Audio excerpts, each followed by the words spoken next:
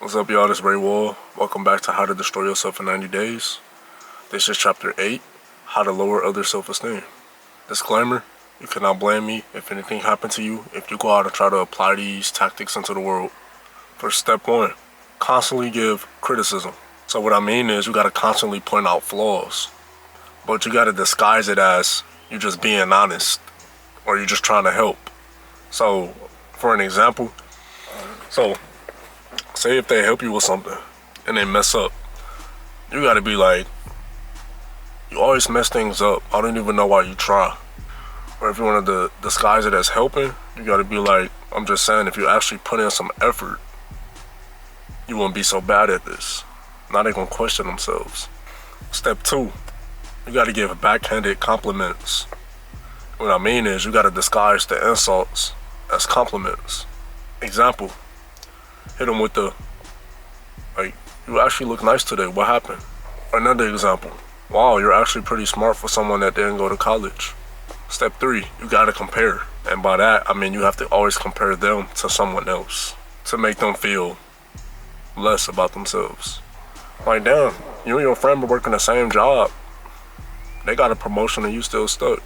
Or another example can be, why can't you be more like so-and-so? Step 4, you gotta gaslight. You gotta make the person doubt their own experiences, memory, and or judgment. Great example, y'all talking, and you gotta be like, I never said that. You always overreacting. Or you gotta say, you're too sensitive, it was just a joke. Step 5, you gotta withhold validations. What I mean is you gotta ignore their achievements and tell them they got it because of luck. For example, they get an award.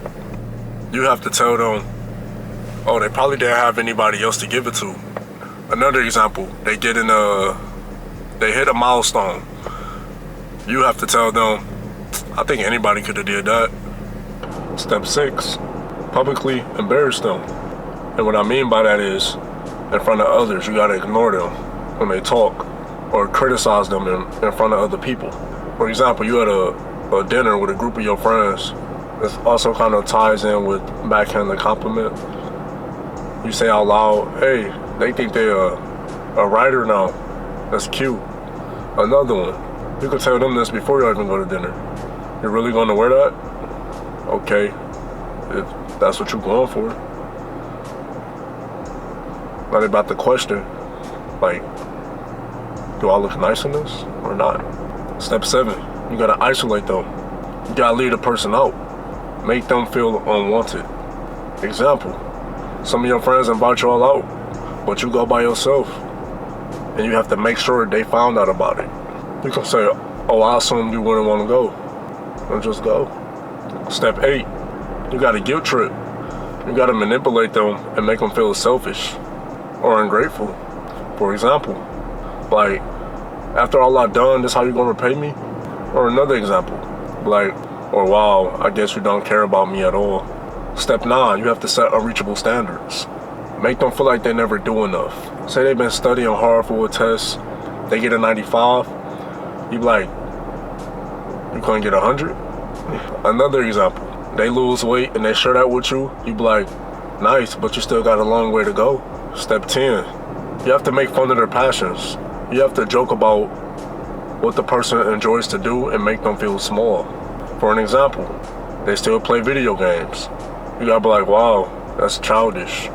Or another example, I don't know why you make YouTube videos, Ray. Nobody gonna watch that shit. That's the last of this chapter. Hope you enjoyed. Let me know if you have any questions or if you took notes. Other than that, thanks for tapping in. We got more chapters on the way. And be on the lookout for next video. Niggas know I got a couple $100 on me. Nigga tryna kick it, but he don't got the $100 on him. He ain't got the legs. I don't gotta ask, I don't gotta beg. I came to her house, she don't gotta beg.